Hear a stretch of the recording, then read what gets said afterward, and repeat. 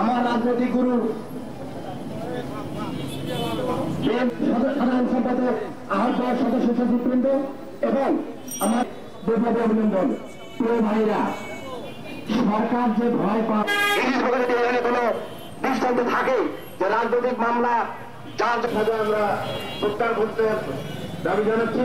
অবিলম্বে কারারুদ্ধ একটি গণতান্ত্রিক ধারার সুষ্ঠু রাজনীতি করার সরকার আমরা গড়ে তুলতে পারি এই আশা। যতই আপনার কারাগার বন্দী করেন না কেন, আপনারা যদি অবিলম্বে সমস্ত মামলা প্রত্যাহার না করেন তাহলে ইনশাল্লাহ জনগণকে সাথে নিয়ে রংপুরে বৃহৎ আন্দোলন গড়ে তোলা হবে এবং উত্তরবঙ্গকে অচল করে দিয়ে আমাদের সেই কারারুদ্ধ জননেতা জনাব হেমন্ত বিখাল খানকে আমরা মুক্ত করে আনবো ইনশাল্লাহ। যেভাবে আইনের শাসন কায়েম করেছেন, আপনারা ইতিপূর্বে শুনেছেন যে বাংলাদেশ জাতীয়তাবাদী দলের কত নেতা কর্মীকে মিথ্যা মামলা মিথ্যা রায় দিয়ে আজকে সারা বাংলাদেশের কারাগারে কিভাবে বন্দী করেছে।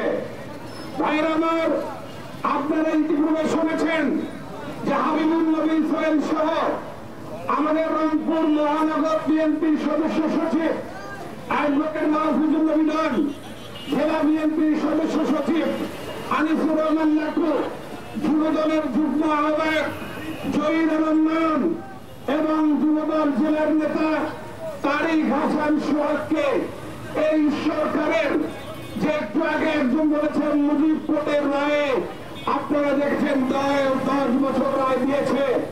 আমরা বলতে চাই যে এই সকল মিথ্যা মামলা দিয়ে এই সকল মিথ্যা রায় দিয়ে আমাদের দলের নেতা কর্মীকে পিছিয়ে দেওয়া যাবে না।